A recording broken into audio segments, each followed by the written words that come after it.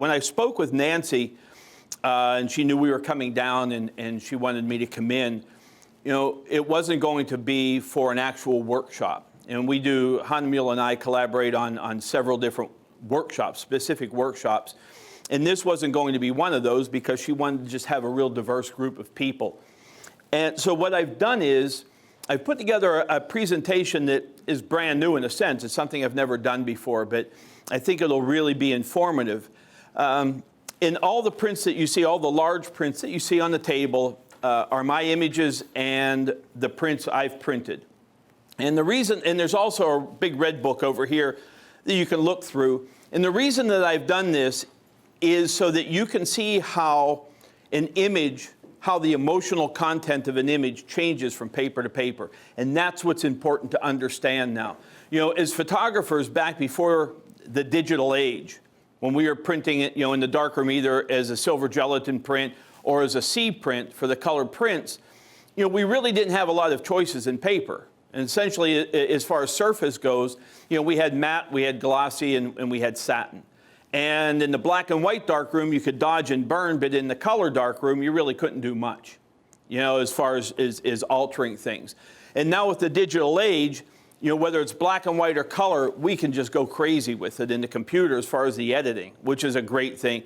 But even more profound, in my opinion at least, is that we can now, through the use of paper, through the choice of paper, is we can greatly enhance the emotional content of our image to further match our creative concept. To give you an idea, and I don't have this print out, but to give you an idea or an example, about 4 or 5, I guess it's been about 5 years now, and it was before I was printing digitally. I was capturing digitally, but not printing digitally.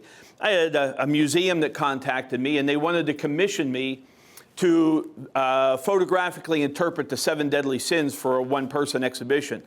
And I was like, yeah, wow, great. You know, so you know, and the great thing too is they didn't give me any guidelines. They left it up to me, which was kind of, you know, the greatest gift in the world to an artist and the greatest nightmare simultaneously, because, oh my God, what do I do? But anyhow, when I went to create this and I researched 7 deadly sins, you know, I realized that they really came into full prominence in the Renaissance period. So I wanted to have kind of a connection to that, even though it was photographic. And I wanted, and the only thing I could think of is I wanted my photographs, my prints, to have a hint of a Renaissance painting without being, you know, chintzy or cheeky and using special effects and stuff like that. I wanted it to be a true photograph. And so I figured I have to print digitally. And again, I wasn't printing digitally, so I had to go to a lab, and I went to the lab that we have in Nashville, and they did digital printing, but they only used one paper, and it wasn't a Hahnemühle paper. And at the time, I didn't know the difference between papers. And we tested, and I couldn't get my concept, so I said, fine, we'll just go with a C print, a chromogenic print.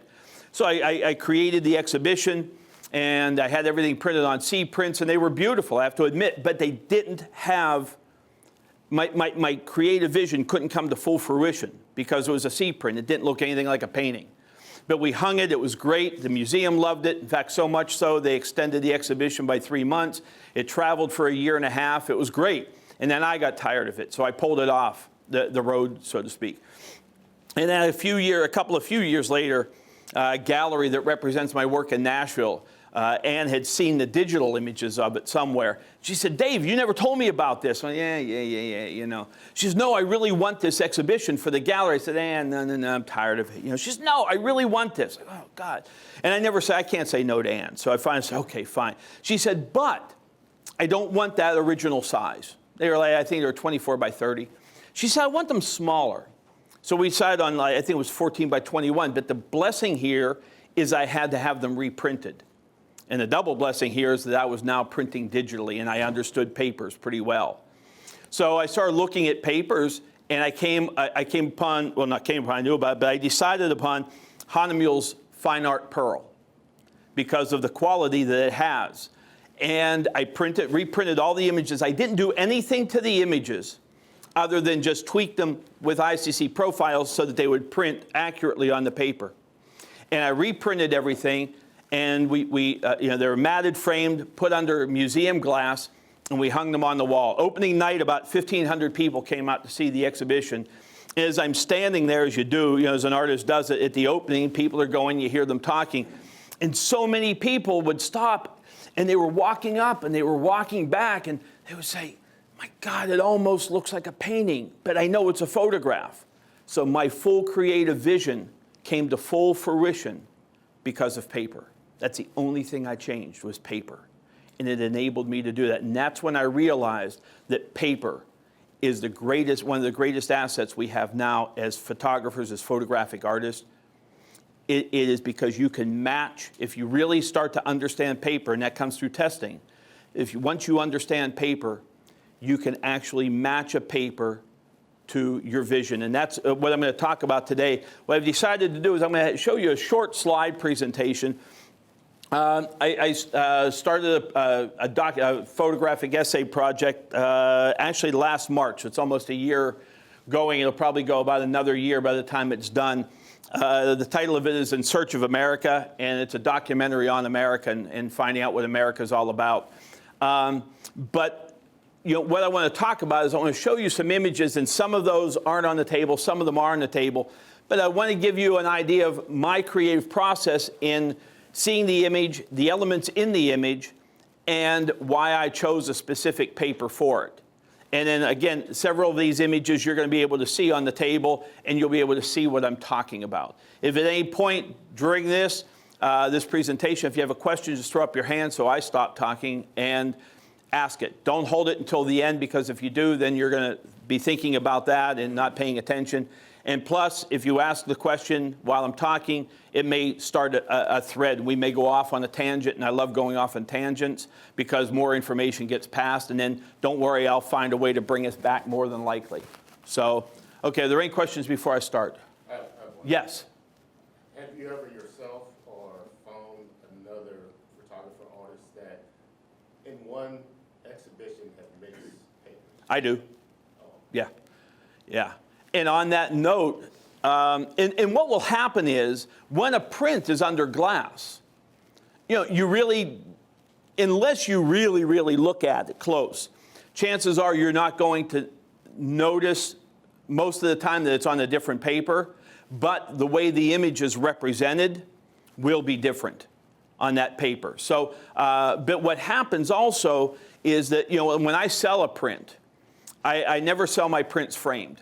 For several reasons. It's just if you buy one of my images, you get a print. It's up to you to frame it. That's your vision. But what I have found is that, when someone buys a print and I deliver it and they open that folio up and they look at that print, is they're blown away so much of the time when they see or feel the paper. And especially with like a German etching or William Turner or any of those Hahnemühle papers, because they're just phenomenal. And the other thing, real quick, is that what got me going with that is that several years ago, well, I guess it was probably about 4 years ago, right after I started printing digitally, I had an opportunity to see an exhibition of Yusuf Karsh portraits. And I don't know if anybody's familiar with Yusuf Karsh. Yeah, phenomenal portrait photographer. If you're not familiar with him, Google him. My God, the work it's just brilliant as far as portraits. And of course, he shot everything with an 8x10 camera. He shot it on film. And I don't know what paper he printed on, but these images in this particular exhibition were printed much later in his life. And they were all, I think they were probably about 24 by 30, roughly, image size. But they were matted. The matte window was cut so that there was probably about 1.5 inch border or 1.5 inch gap between the edge of the printed image and where the matte window was, so you could see the paper. And again, they were under glass. But I remember walking into the museum and walking into the room, and as I walked up to the first print, when I got to a certain distance, I started to notice the texture of the paper, the actual paper it was printed on. And this is where a light went off for me, because it was, and I call it visual tactility, but I could feel the paper with my eyes. And as powerful as the image itself was, that experience was compounded by the texture of the paper because I could feel it, just by looking at it. And I remember standing there and saying to myself, I need to find a paper, a digital print paper that I can get that same experience. And I went on a mad search, and that's actually how I found Hahnemühle, to be honest with you. I wasn't using their paper at that point. And I went on a mad search, and I looked at everybody's sample books over and over and over. And I came across a paper as Hahnemühle's German etching. And it was mind-boggling. It was like, oh my God, I looked at it, it's like, that's it, that's it. And that's become one of my favorite go-to papers. But again, we as photographers have this advantage right now, and if you don't use it, you're foolish, truly. You know, use it to your best advantage. Okay, any other questions before I, yes? So do you test it by putting glass over what you think you like to see how it's going to look under glass? I don't. I go with the print itself because for me, that's that's what I want. Okay. And in the exhibition, you know, I use the museum glass so we get as much, you know, transparency or, you know, as we can. But again, my thing is that I want someone who buys the print that when they open that and see it, that their knees just kind of go out and say, oh my God, you know, I loved it under glass, but oh my God, you know, that's what I want. Any other questions? Okay. This is one of the first images I made. I started the project in Selma, Alabama last year for the 50th anniversary of the Bloody Sunday March. And these, again, unfortunately, we couldn't get all the prints out on the table. But, you know, with this image and the next one, because of the richness and the black tones that I wanted, but also, I think I have a pointer on here, actually. Yeah, but also, you know, with the skin tones of the African-American face, you know, it had those beautiful gray tones in black and white. I wanted those all represented equally. And so the paper that I ended up choosing for this was Hahnemühle's Photo Rag Baryta, because it's a warm paper. And just to give you a heads up, if Hahnemühle's paper says FineArt in the title, FineArt Pearl, FineArt Baryta, yada yada, it is an alpha cellulose based paper, and it's going to be a whiter paper. If it says Photo Rag, it's a rag based paper, and it's going to be a warmer paper. So again, I used the Photo Rag Baryta, and it's a glossy paper, but it has a warmth to it. It doesn't have the brighteners in the paper to whiten it up, and it represented these tones beautifully. And again, the same with this image. In this image, which is on the table or one like it, either this one or the next one is on the table, I chose Photo Rag Baryta, and here it's printed on a few different papers, so again, so you can see the difference. But, you know, for me and for my creative vision and the tones that I wanted represented in here, I chose the Photo Rag Baryta again for this. That's one of my go-to papers, especially for a lot of straight documentary work in black and white. It's just, to me, it's very representative of the traditional black and white papers from the wet darkroom. What's the name of it? Hahnemühle's Photo Rag Baryta. And by the way, that word Baryta, B-A-R-Y-T-A, is pronounced Baryta. It's not Baryta, it's not Baryta, just because there's always confusion over it, and so it's just so you know, it's Baryta. This image, this is from last September, alligator hunting in South Louisiana. And again, I don't know if we got this one out or not. I don't see it out there. This one, I went with the FineArt Baryta as opposed to the Photo Rag. I didn't want the warmth. And the Photo Rag Baryta, or the FineArt Baryta, has a little bit of a texture to the paper, more so than the Photo Rag. And I wanted that. Because what happens is, what you're going to find is, as you're experimenting is, you know, these papers, underneath it, in addition to the surface, you have, some of the papers have an actual texture in them. They're molded in the paper making process. And these textures significantly affect the way light is reflected back. And remember, the reason that any of us see anything is because light is reflected off of a subject. If I turned all these lights off and it was nighttime and no light is reflecting off anything in this room, what are we going to see? Exactly. If light isn't reflected off of something, we can't see it. And the photograph is no different. So again, when the light hits the paper, what happens with those textures that are underneath the coating? You know, is it going to just reflect it straight back? Is it going to break it up and hold it down a little bit? What's it going to do? And one thing that you'll see, some of these prints should be on FineArt Baryta as well as FineArt Pearl. And there's not a huge difference between those two papers and how it represents the ink or the image, but there is a difference, and it's a very important one, because the FineArt Baryta, the FineArt Baryta gives you a little bit more contrast and a little bit more punch to the image as it reflects it back. And the FineArt Pearl, and that's again the one I use for 7 Deadly Sins, takes it and sort of softens it down a little bit. Not to the point where it makes it look like soft focus or anything like that. It's subtle, but it's enough that it just pulls it down and softens it a little bit. In this image, again, same thing.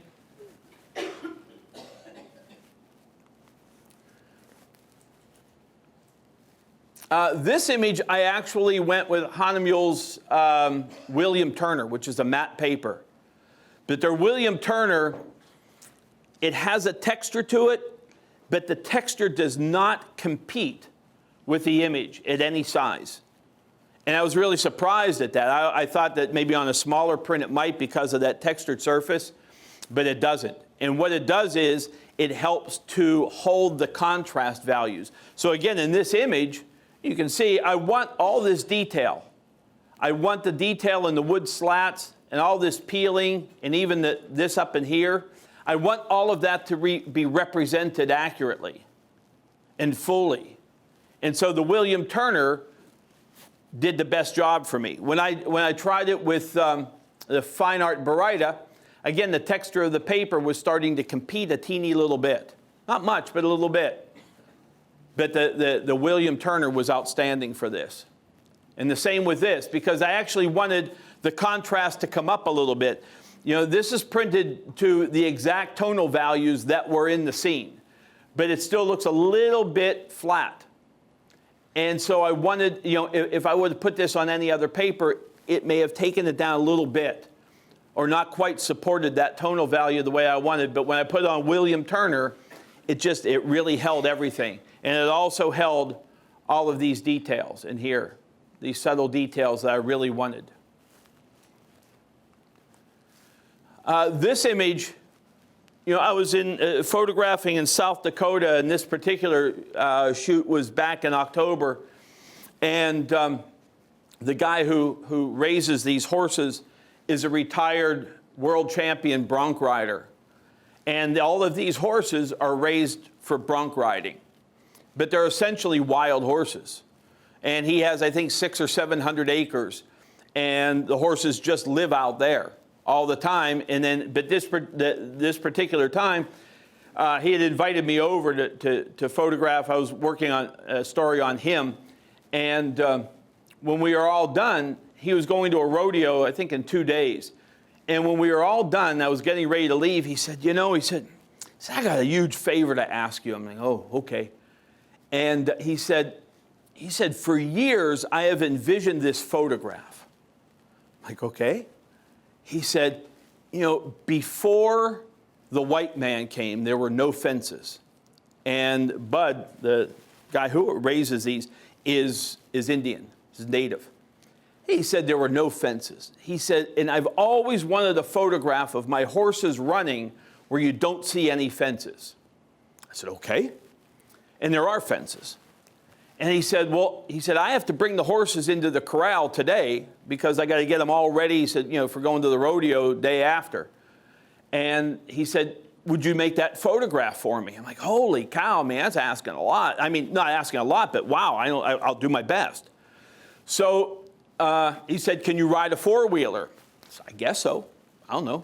So we got on. He said, there's a four-wheeler. Get on it and follow me. And, man, we're just blasting out across the prairie. And we get way, way out. And he stops his, and he turns around. He said, okay. He He said, you wait right here. And of course, there's a fence right here, but it's barbed wire, so it's no big deal. He said, you wait here. And he said, you'll know when I'm coming. I'm like, okay. He said, it might be 10 minutes, it might be 20 minutes, but you'll know when I'm coming. I'm like, yeah, okay, whatever. So anyhow, I get off my four-wheeler and I get down, and what you can't see here is that it's a slight slope and it goes up to a horizon line. And the horizon line was probably 100 yards maybe away. And so I just got down, I was kind of kneeling down, and I didn't have the tripod with me. I couldn't have used it anyhow. And I had the camera, I'm thinking, okay, well, and I asked him also, I said, well, where are they going to come over? He said, well, that ridge. I'm saying, yeah, but I said, that ridge is like 300 yards wide. He said, yeah, they're coming over there. I'm like, oh my God. So it's like, okay, do I need a wide angle lens? Do I need a telephoto? If it's telephoto, how long? So, so I had a few. And I waited. I'm waiting and waiting and waiting. It was like 20 minutes. There's still nothing waiting. And then all of a sudden, you can see the skies are clear. And all of a sudden, it's like, oh, no. I said, there's a storm coming in. I hear the thunder. And I'm looking around and saying, wait, it can't be. There's blue skies. And within probably 30 seconds of that whole ridge line it was just horses. It was horses. There were like 35, 40 horses that just came full speed. I mean, these guys are just running wild over the ridge. I'm like, holy cow. So it's like, okay, I see about where they're going to run. So, okay, I need this lens. I just grabbed the camera. And from the time they got within range until the time they were out of range for making the photograph was at best 3 seconds. That was it.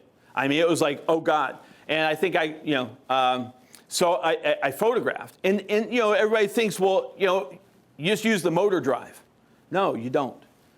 Because if you use the motor drive, you're leaving it up to the camera to decide when to trip the shutter. And if you're lucky enough to get it in perfect sync, yeah, great. But you usually don't. So it was a matter of just watching them run by, watching where their feet went, and the right time to photograph. And I think I made 3 or 4 photographs as they ran by, and that was it. And but the amazing thing with this is I realized afterwards, immediately afterwards, that I had just witnessed a scene that could have been 400 years ago, 300 years ago. It was just because nothing had changed. There were no fences. And it was so primal. And the greatest thing for me was as the horses went by, and again, I'm kneeling on the ground, is I could hear the thunder of the hoofs. I could feel the thunder of the hoofs. All the way, it came up through my knees and all the way up. I could feel it everywhere, and I saw it. It was just this complete experience, this sensory experience, and it was really phenomenal. But anyhow, sorry, I went off on a tangent. But with this, I knew as soon as I made the image that I wanted it on Hahnemühle's FineArt Pearl. Because again, I wanted to keep the contrast values in here. But I didn't want to lose this sort of painterliness out here and up here. And so I used the FineArt Pearl, and it's beautiful. And then after I printed it, it was about, after I got back home and I edited and I printed it, then I was, I was thinking, oh man, it's getting to be the end of the year. I need to come up with my annual New Year's card. And I was like, what am I going to use for an image this year? I was like, oh, the horses. And then I looked at it and I thought, yeah, but as they are, I don't really like it. And you can see and what I chose was Hahnemühle's bamboo. I printed on 4 different papers, but the bamboo for me represented, plus it's cropped and it's toned. But the bamboo for me best represented that concept, that creative concept for that particular design of the image. What was the gentleman's name? Bud Longbreak. Yeah, Emmett Bud Longbreak. You can Google him, and he's all over the internet. Yeah. And So what lens did you finally choose? 80 to 200, f2.8. Yeah. So that way I had some range there. It turned out I think it shot it pretty much on 200, but yeah, that gave me some leeway. So this image, I was back in South Dakota in December, and I made this shot literally the day I was driving into Eagle Butte. And it's not snow, it's ice. It was freezing fog, which I guess is common there. But you know, it was just a magical scene. So I jumped out and I photographed it. And when I came back, and I don't know if we were able to get this one out. No, I don't see it. It's still in the pile. Yeah, it was like, wow, you know, fine art pearl. No, it's not going to work. You know, I knew the fine art Baryta wouldn't. It would be too punchy. I didn't want to go. At first, I thought I'd go with William Turner, but I was thinking, I don't think so. And then I thought, you know, I should try Hahnemühle's photo rag satin. I never used it before, and I had some, and I did, and it was like, oh my God, man! It was just perfect for this, because it took all of these subtleties, and it maintained the contrast, but it just kind of locked that softness down. And you're going to see that in another print in a few minutes that I do have out on the table. Again, it was several days after I was in Eagle Butte, and there was another freezing fog. And every time I had been to South Dakota on this project, as I was traveling this one road, I saw in the field I think there were about 10 or 12 of these structures, which are, you know, teepee structures without the skins on them. And I was asking people all over what they were, and nobody knew. And I knew, and I always saw at the end of a driveway, there was a small house. So this day I thought, with the freezing fog, I'm going to go out and photograph. And I'm driving, and you really couldn't see more than about 20 feet at best. And when I came down the road, I saw one of the structures, which was close to the road. I thought, okay, I'm going to just photograph this in the fog. And I got out, and it was like, you know, I can't get a good angle on it from the road. But you know what? And I know there are more down in there, but you know, I don't want to just walk onto somebody's property, you know. And then I thought, you know, there's a house down there. I know I can't see it, but I know that at the end of this driveway there's a house. So I drove down, and I thought, well, I'll just go ask permission. As I'm driving down and I get to the house, I see 3 guys off to the left standing by a fire. And anyway, they must be the landowners. So I get out of the truck and I walk over there, and I said, you know, excuse me. I said, you know, I was wondering if you mind if I made a photograph of one of these structures. And he said, well, you know, you'd have to ask the person who owns the property, and she's in the house. It's like, oh, okay. So he actually took me over, and he went in and asked for me, and she said yes. And then I went back over with him, and we were standing by the fire a little bit, and it was really kind of cool. This is one of the great things about the job that I have, is we're standing by this fire, and I'm getting ready to photograph, and I looked, and there's this kind of canvas-looking structure behind us. I'm looking, I said, is that a sweat lodge? He said, well, actually it is.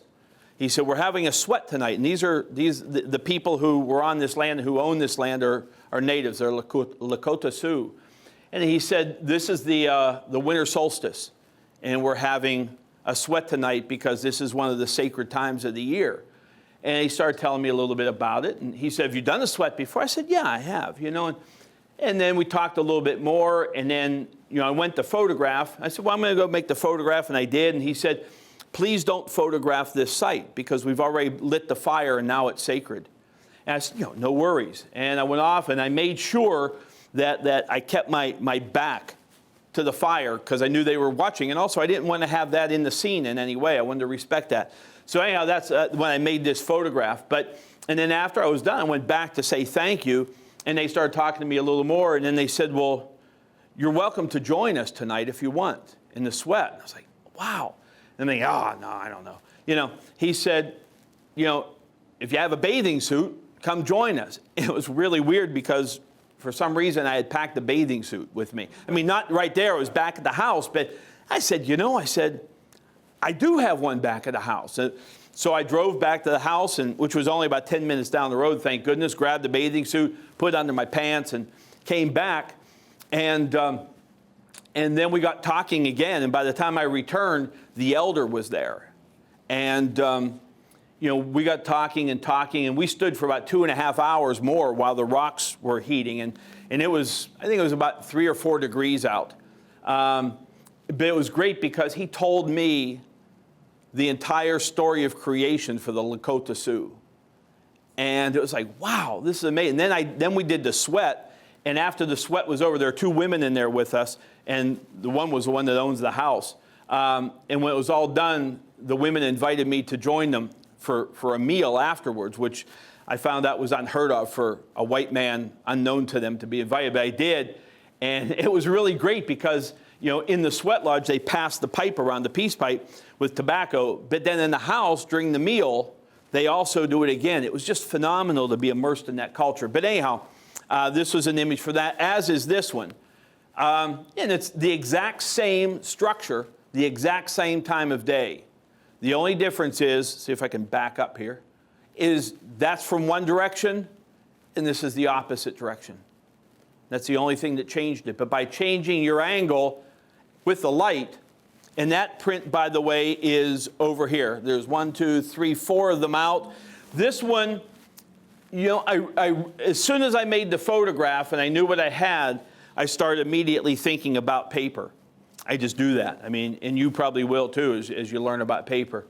And so by the time I got back home to Nashville, I had a pretty good idea, and I chose, my paper of choice on this was Hahnemühle's Photo Rag 308, which is a very matte paper. But I wanted that because I didn't want any texture to be showing. I just wanted that to suck down the ink and be as matte as I could possibly get it, but also to support the richness of all these tones. And you can see that over here. Question? Yeah, I'm assuming you're doing your own printing? I am. And inventory, are you keeping like a huge? I do, yeah. Yeah, because I use so many different papers that I have to. Yeah. I was going to say, how do you do that off of like a little small, thing, a sample that you? No, you don't. The best thing to do is, and I'll be honest with you, it costs money. I mean, it can be expensive, but the best thing to do is to buy the sample packs that have like, if you buy the glossy sample pack, it'll have like 2 sheets of every glossy paper. You buy the matte textured, same thing. Buy the matte smooth, same thing. Buy, I don't know what they are, like $12, $15, I don't know. These folks could tell you. But, and then just start experimenting. Now, the other thing I will tell you with that is that, is that because it looks, you like it on, say, an 8.5 by 11, which the sample packs are, that's going to get you really close into the ball game. But sometimes there is a change, when you go bigger. But it's not because the paper's representing it different. It's because it's bigger. It's just simply bigger. And that may change perceptually when you look at, when we're done, you can look at 3 prints here, same image, different sizes. But you're going to see how the image changes as it gets smaller or larger, but also, in this case, as it gets smaller, how the texture of the paper adversely affects the image because it begins to compete. Yes? What was the name of the paper you used for that? Hahnemühle Photo Rag 308. And that the 308 is that's the weight of the paper, 308 GSM, but it's just commonly known as Photo Rag 308. Yes?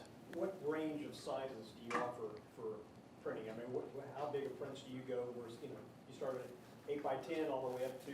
My prints generally, the smallest that I generally print is probably about, image size is probably about 15 or 16 inches on the wide side, and I'll go as, so far I've gone as large as 65 inches. Okay. Yeah. In fact, the image, I don't have it in the slideshow, but the image that I made just as the horses, we were talking about the horses, just as they broke that horizon, I made one image there, but it's a lot of land and a lot of sky.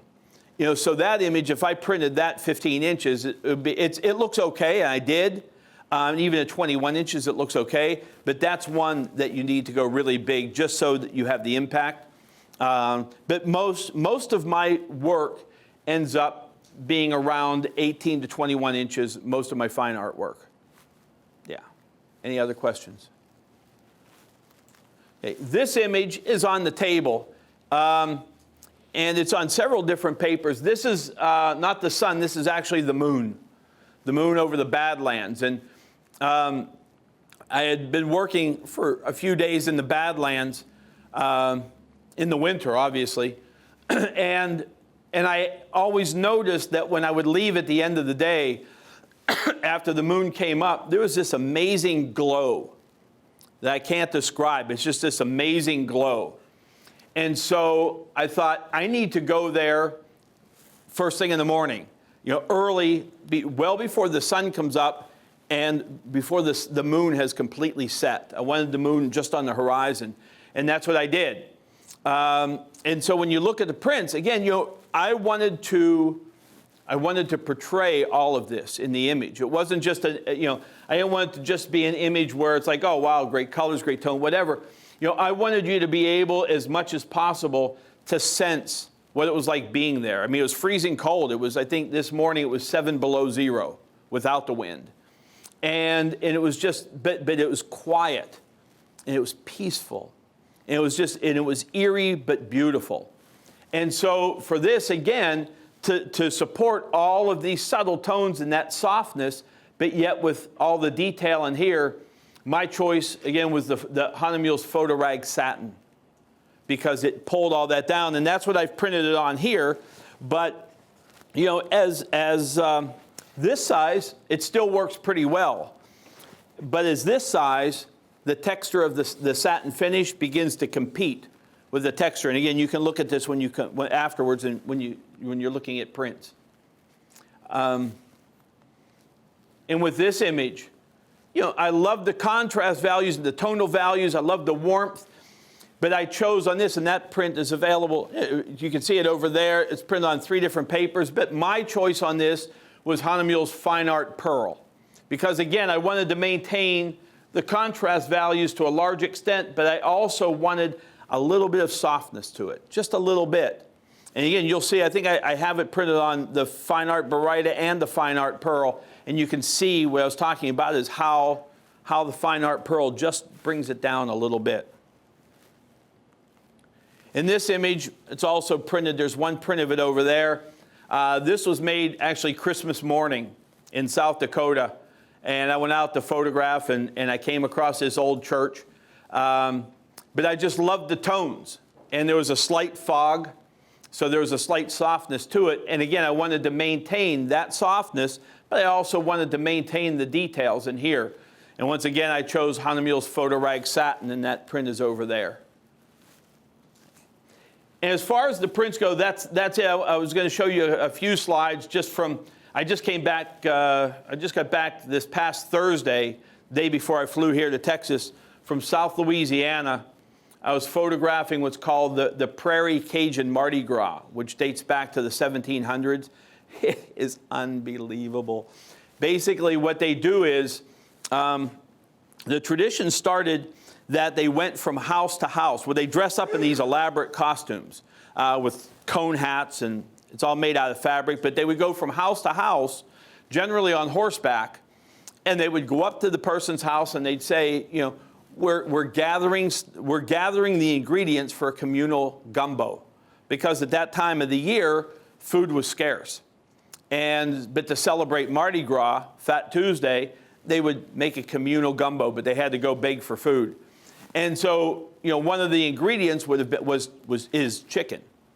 So what they would do is, if they were going for a chicken, if the people granted them permission, they would say, yeah, grab a chicken. But the chickens weren't in pens. They were just running loose. So they would have to chase the chickens. And, really, that's not an easy endeavor. So they still do this now. This is part of the ceremony. So the procession goes for 13 miles through the prairie countryside.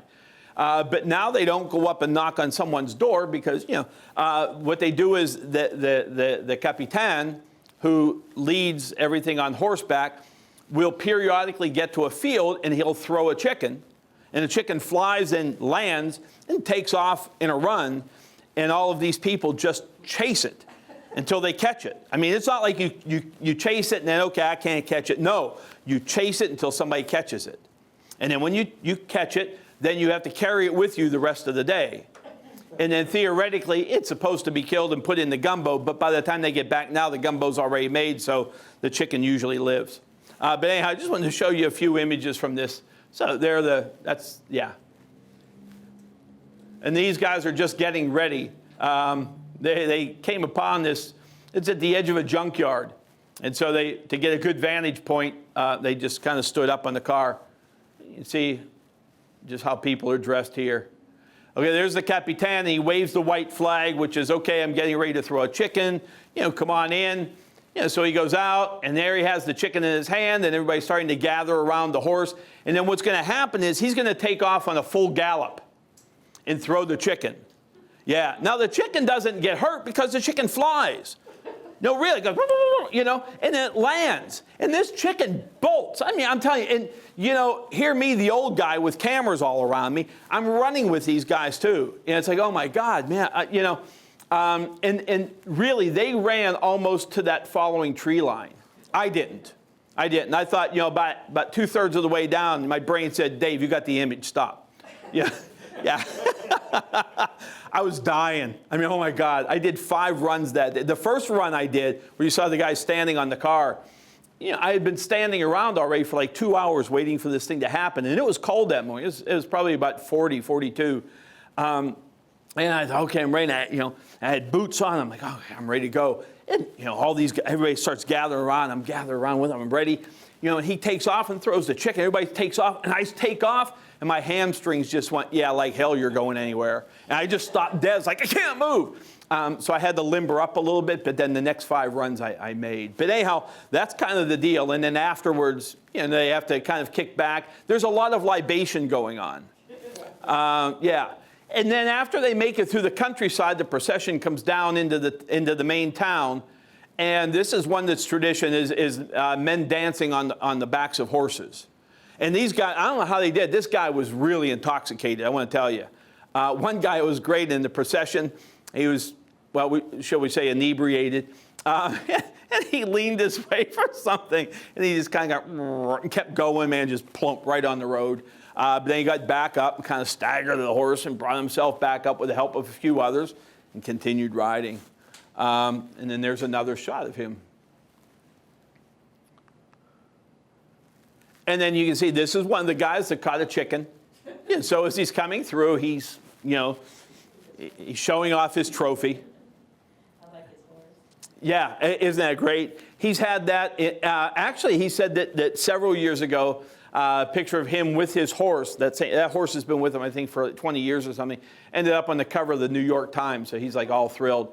But the other thing, the other aspect to this event is that they do their best to be mischievous and to be as irreverent as possible, and they get really irreverent. And remember, this is the day before Lent, and this culture is very devout Catholic. But on this day, they become mischievous and irreverent. So there were a group of them along the street. And they were gathering around, and I went to make the photograph, which I did. And then I said something. To this point, I don't remember what it was I said. But I did, and then they attacked me. It did. Yeah, see the lady back here laughing? Yeah, that's because they're attacking. I mean, I'm walking back. I have cameras around. I'm running backwards trying to get away, and they just attacked me. It was, And then the next series of images, same thing, but I made, for this project, I made portraits of the costumes.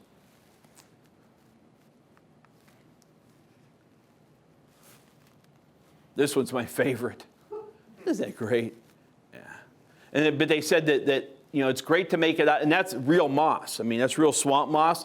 But they said they have to cure it for a while because if not, they become infested with fleas and ticks. Yeah, so... Yeah. There.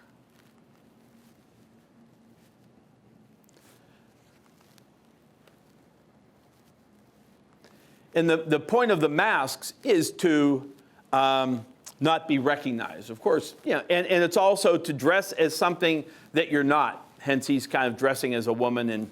And this guy I loved. Yeah. But when I went into this project, thinking conceptually and knowing that I wanted to make these portraits, I didn't envision them being in color. Because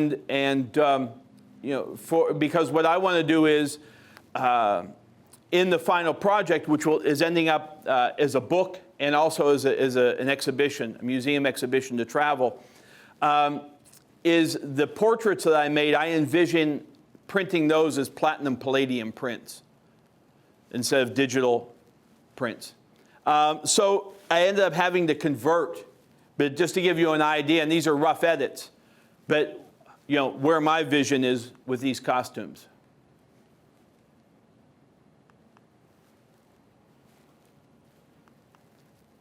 And if you want, the masks that they have are made out of galvanized wire screen. But if you want to see the difference, look at her face there, and it seems like, oh yeah, that's what she looks like, but this is what she really looks like. It really does hide the face. It's pretty amazing. And the last two photographs I actually made yesterday as part of this in Luckenbach, Texas. What a hoot, man, I love that place. This is one of Tony Wilson, who's the hat maker. And this is, I can't remember this guy's name, but you know, I'm standing there and I didn't even have any, I had no alcohol to drink. And all of a sudden I look and I'm like, oh my God. And I see this, I mean, this guy is massive, you know, and a bright red shirt, and he's galloping down the road. And I'm like, my God, that's a steer. And sure enough, it was. Yeah, so anyhow, that's just a few extra images to let you see.